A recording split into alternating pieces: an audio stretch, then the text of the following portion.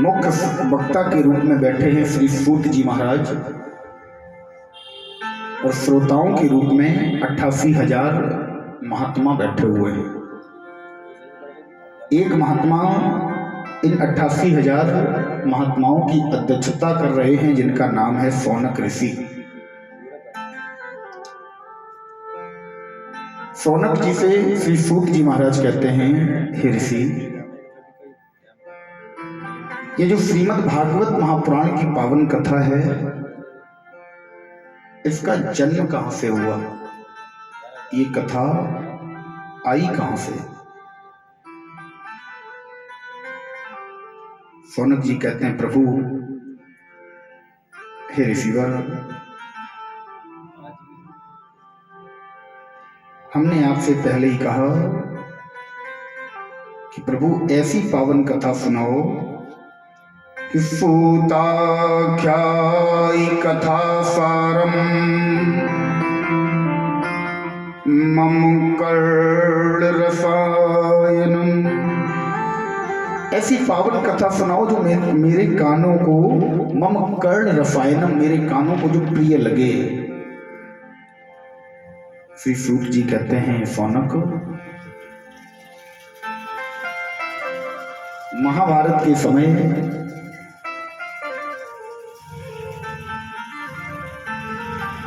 जिस समय युद्ध विराम अवस्था की तरफ था, बड़ा सुंदर वर्णन आता है। यदा मृधे कौरव सृज्यानां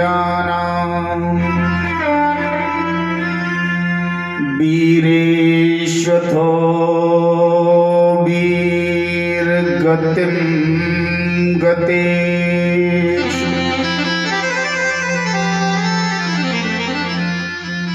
ब्रकोदरा वेद गदा विमर्श भग्नोरुदंडे धृतराष्ट्रपुत्र।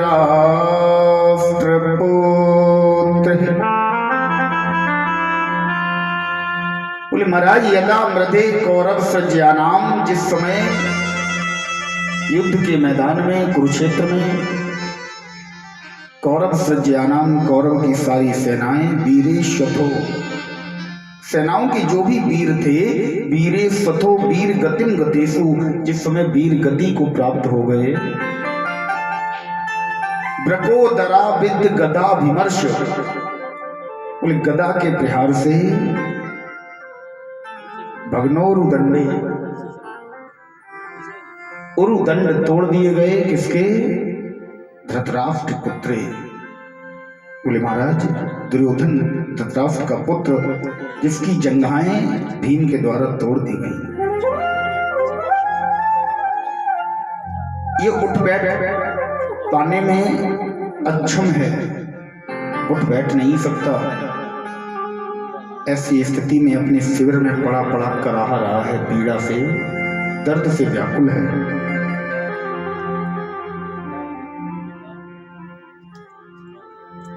आज अपने पुराने समय को याद करके बहुत दुखी हो रहा है।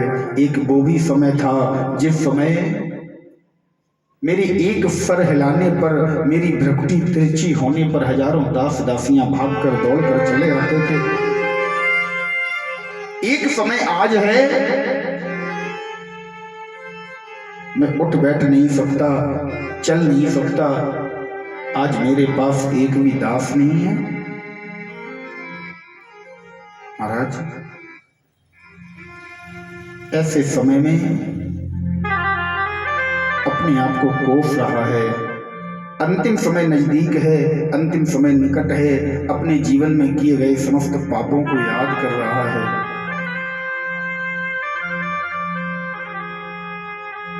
इसका एक मित्र है, इसके गुरुजी का पुत्र, जिसका नाम है अश्वत्थामा,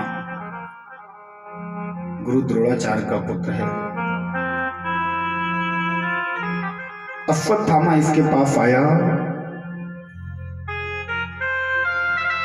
इससे कहा, मित्र, इस समय तुम सर्वाधिक पीड़ा में हो और मेरे दिव्य नेत्र ये देख पा रहे हैं कि तुम्हारी मृत्यु तुम्हारे पास ही खड़ी है, अतिशीघ्र तुम्हारी मृत्यु आने वाली है।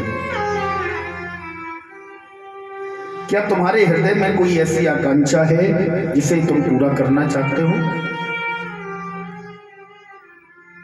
दुर्योधन ने कहा, अश्वत्थामा, सारा ब्रह्मांड जानता है मेरी एक ही अभिलाषा है, पांडवों की मृत्यु। अश्वत्थामा बोला, दुर्योधन, मैं तुम्हारा मित्र हूं, जितना मुझसे संभव होगा उतना मैं तुम्हारे लिए अवश्य करूंगा, क्योंकि गोस्वामी बाबा ने भी लिखा है, जे न मित्र दुख होए दुखारे, जे न मित्र दुख होए दुखारे, तिनहि बिलोकत पातक भारे, जे न मित्र दुख।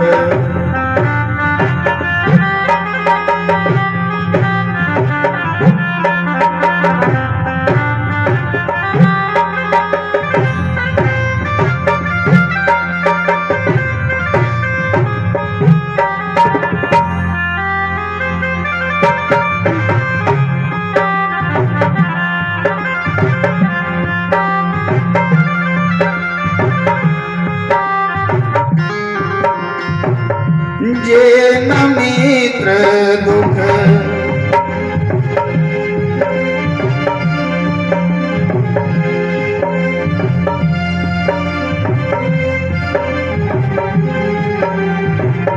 जे न मित्र दुख होए दुखारे, होए दुखारे, जे न मित्र होए दुखारे, जे न मित्र होए दुखारे। जो व्यक्ति अपने मित्र को दुखी देखकर दुखी नहीं होता, कि नहीं बिलोकत पातक भारे, उसे बहुत बड़ा पाप लगता है। महाराज, अश्वत्थामा ने कहा, दुर्योधन, मैं अपनी तरफ से पूरा प्रयास करूंगा। अश्वत्थामा अपने हाथ में एक नंगी कृपाण लेकर, एक झोली कंधे पर लटकाकर कौरवों के शिविर से पांडवों के शिविर की तरफ निकल पड़ा। हमारे माधव सरकार ने देखा कि अश्वत्थामा पांडवों के शीश काटने आ रहा है रात्रि में। एक लीला बनाई, एक षड्यंत्र बनाया और पांडवों को शिविर से बाहर कर दिया। पांचों पांडवों के शिविर लगे हुए हैं। पांचों पांडवों के शिविर में पांडवों की सैयाओं पर पांडवों के पुत्र सो रहे हैं। अश्वत्थामा आया, शिविर में प्रवेश कर गया और जहां पांडवों के पुत्रों को जैसे ही देखा, इसे लगा कि ये पुत्र नहीं, पांडव स्वयं लेटे हुए हैं। हाथ में नंगी कृपाण पहले से ही है। एक एक करके पांचों पांडवों के शिविर में गया, पांचों नन्हे नन्हे अबोध बालकों के शीश काट लाया। शीशों को काटकर अपनी झोली में रखा और मन में प्रसन्न होता हुआ दौड़कर पहुंचा दुर्योधन के पास। बोला, दुर्योधन, अरे जिस कारण पूरा महाभारत होता रहा, जिस कारण अनेकों वीरे सथो वीर गतिम गतेषु, अनेकों योद्धा मारे गए, जिस कारण हमने पिता मां को खो दिया, जिस कारण हमने अपने पिताजी को खो दिया, वो कारण तो हम आज अकेले कर रहे। अश्वत्थामा को लग रहा है इसने पांचों पांडवों की हत्या कर दी। दुर्योधन ने जैसे ही सुना कि ये अश्वत्थामा पांचों पांडवों के शीश काट लाया, प्रसन्नता दौड़ गई, पूरा देह ये लग रहा है मानो जोश से भर गई हो। तुरंत बोला अश्वत्थामा एक काम कर, सबसे पहले तू मुझे भीम का सर निकाल कर दे। क्यों? बोले भीम के सर में मैं देखना चाहता हूं ऐसा कौन सा पदार्थ भरा है कि जब मैं इसके सर पर गदा का प्रहार करता था तो मेरी गदा उछल जाती थी। मुझे देखना है भीम का सर आखिर है काहे का। अश्वत्थामा ने झोली में हाथ डाला, भीम के बालक का सर जो बिल्कुल भीम की तरह लगता है, भीम के बालक का सर निकालकर दुर्योधन के हाथ में रख दिया। रात्रि का अंधेरा है, दुर्योधन समझ नहीं सका। दुर्योधन ने जैसे इस शीश को हाथ में लिया, दोनों हाथों के बीच में रखकर जरा सा दबाना चाहा, वो शीश फूट गया। जैसे ही शीश पके हुए तरबूज की भांति फूटा, दुर्योधन समझ गया, भले ही अंधेरा हो, दुर्योधन समझ गया ये भीम तो क्या किसी भी पांडव का सर नहीं हो सकता। अरे जिसके सर पर गदा का प्रहार करने से गदा उछल जाए और सर का बाल भी बांका ना हो, ऐसा सर मेरे जरा से दबाने से फूट जाएगा। दुर्योधन समझ गया, बोले नीच अश्वत्थामा, मैं ये तो जानता था कि तू नीच है, लेकिन इतना बड़ा नीच है तू मेरे आगे, मेरे सामने तू मेरी भलाई करने का, भलाई का दिखावा करने के चक्कर में तू ये भी भूल जाएगा मैं कर क्या रहा हूं। तू मेरे सामने भला मेरा हितैषी बनने के चक्कर में तू ये भूल गया कि तू 5 निर्दोष बच्चों की हत्या कर रहा है। अश्वत्थामा, अरे आज तूने इतना नीच कृत्य कर दिया जिसका मुझे कभी अंदेशा भी नहीं था। तूने ऐसे 5 बालकों की हत्या कर दी जिन बालकों के साथ खेलकर मैं अपनी थकान मिटाता था। जिस समय में महाराज कुरुक्षेत्र के मैदान से थककर मैं जब अपने शिविर की तरफ जा रहा होता था ना, तो पांडवों के शिविर बीच में पड़ते थे, ये बच्चे मुझे वहीं खेलते हुए मिलते थे। इन बच्चों के साथ थोड़ी देर जैसे ये बच्चे मुझे देखते थे दूर से मैं आ रहा हूँ, ये दौड़कर काका काका चाचा चाचा कहकर दौड़कर मेरे रथ की तरफ आते थे। मैं इनके साथ खेलकर थोड़ी देर अपनी थकान मिटाकर तब अपने शिविर में जाता था। आज तूने उन्हीं बालकों की हत्या कर दी। आज तूने उन्हीं मेरे कुल में कोई दीपक जलाने वाला नहीं छोड़ा।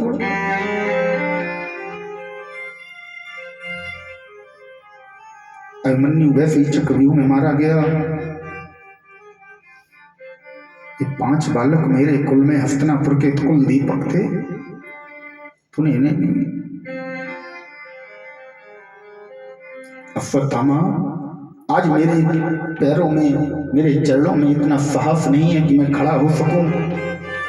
हे विधाता, अगर मुझे इतना साहस मिल जाए, भले ही अश्वत्थामा तू चिरंजीवी है, लेकिन मैं तुझे आज मौत की नींद एक बार तो सुलाई देता। अश्वत्थामा ने समझा ये तो भला करने चला था बस दुर्योधन का, और दुर्योधन की नजरों में मैं आज नीच हो गया। अश्वत्थामा वहां से भाग गया। दुर्योधन बैठा बैठा विलाप कर रहा है, रो रहा है, 5 पुत्रों के शीश सामने रखे हैं। हे विधाता, ऐसा कौन सा पाप मुझसे और होना था? आज तक तूने मेरे हाथों से केवल पाप कृत्य करवाए। मेरी नजर में मैंने कभी किसी के साथ भला नहीं किया।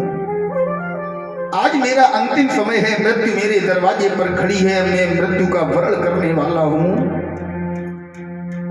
जाते जाते तूने मुझसे कोई एक भला कार्य तो करवा ना सका, जाते जाते तूने मुझसे एक ये पाप कृत्य और करवा दिया। 5 निर्दोष बालकों की हत्या का पाप मेरे सर पर और चढ़ा दिया। हे विधाता, जाते जाते इस दुनिया से एक करनी और ले जानी थी। इस बैतरणी की तरुणी में एक होनी और गिरानी थी। हे विधाता, हे मेरे मालिक, हे माधव, मुझे श्राप लगा था जिस समय मेरी मृत्यु होगी तो मेरे सामने दोनों अवस्थाएं होंगी, प्रसन्नता भी और दुख भी। आज उसी स्थिति में मैं पहुंच गया। पांडवों को क्षति हुई, मैं प्रसन्न हूं, लेकिन 5 निर्दोष बालकों की हत्या, इस बात से दुखी भी है। ऐसी स्थिति में दुर्योधन ने अपना प्राणांत किया। इधर माधव सरकार ने देखा जो लीला होनी थी, जिस लीला का अंदेशा था वो हो चुकी। कन्हैया पांडवों को लेकर शिविर की तरफ चले। सुबह हुई। जैसे ही सूर्योदय हुआ, द्रौपदी मैया अपने बालकों को जगाने के लिए शिविर की तरफ बढ़ी। आज शिविर की तरफ जब गई तो देखा 5 शिविरों से रक्त की धार बह रही है। 5 शिविरों से रक्त की सरिता, रक्त की नदी बहकर चली आ रही है, मानो महाराज संगम यहीं पर बन गया हो। जैसे ही रक्त को देखा, दौड़कर एक शिविर में गई, चादर हटाई, देखा महाराज केवल बच्चे की लोथ पड़ी है, शीश है ही नहीं। दौड़कर दूसरे शिविर में गई, दूसरे शिविर में भी देखा केवल बालक का धड़ पड़ा हुआ है, शीश नहीं है, गायब है। एक एक करके 5 शिविरों में गई, 5 बालकों की हत्या हो चुकी है। कल्पना कीजिए क्या हाल हुआ होगा उस माता का जिसके 5 बालक एक साथ बिना शीश के पड़े हों। महाराज अपने हाथों से उठा कर 5 बालकों को एक जगह रखा।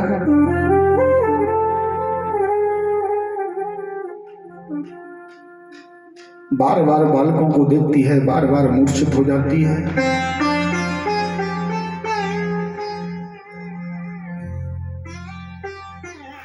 तब तक महाराज 5 पांडव वहां आ पहुंचे।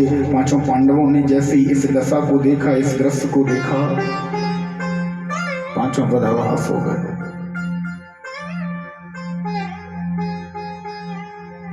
अर्जुन ने द्रौपदी की ओर देखा, द्रौपदी को उठाया, साहस बनाया, बोले द्रौपदी मैं प्रतिज्ञा करता हूं आज सूर्यास्त से पहले तेरे बालकों के हत्यारे को मृत्यु दंड तेरे सामने दूंगा। अर्जुन ने प्रतिज्ञा की। माधव को लेकर सारे पांडव हत्यारे की खोज में निकल पड़े। एकाएक अश्वत्थामा मिल गया। अश्वत्थामा अर्जुन को देखकर भागने लगा। दौड़कर भीम भैया ने पकड़ा, रथ से बांधकर लेकर आए। भयानक क्रोध है। द्रौपदी के सामने जाकर खड़ा कर दिया। बोले द्रौपदी तेरे बालकों का ये हत्यारा है, इसने तेरे बालकों का वध किया। अब द्रौपदी ये तेरा दोषी है। बड़ा सुंदर राधे श्याम जी महाराज लिखते हैं, द्रौपदी मुझे जल्दी बतला, क्यों कर तेरा दिल भर डालूं, खींच लूं खाल सारे तन की, या टुकड़े टुकड़े कर डालूं, खींच लूं खाल सारे तन की, या टुकड़े टुकड़े कर डालूं।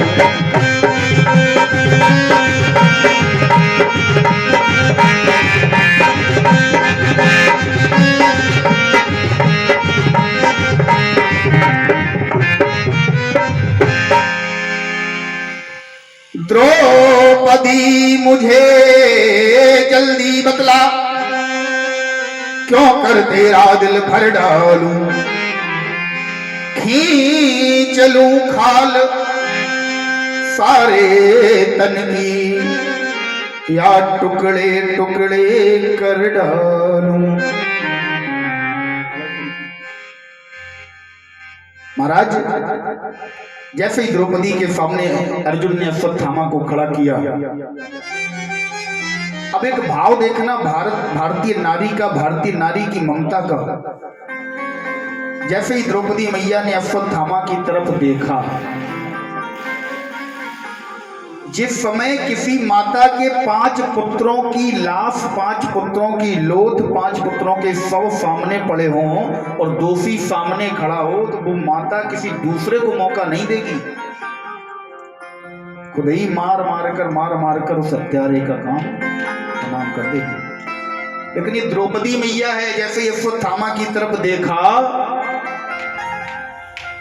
तुरंत हाथ जोड़कर अर्जुन से बोले स्वामी, ये आपके गुरुजी का पुत्र है। बोले हाँ द्रौपदी, ये अश्वत्थामा मेरे गुरुजी का पुत्र है, लेकिन तुम्हारे 5 बालकों का हत्यारा यही है। द्रौपदी ने हाथ जोड़े, बोले स्वामी एक बात बोलूं?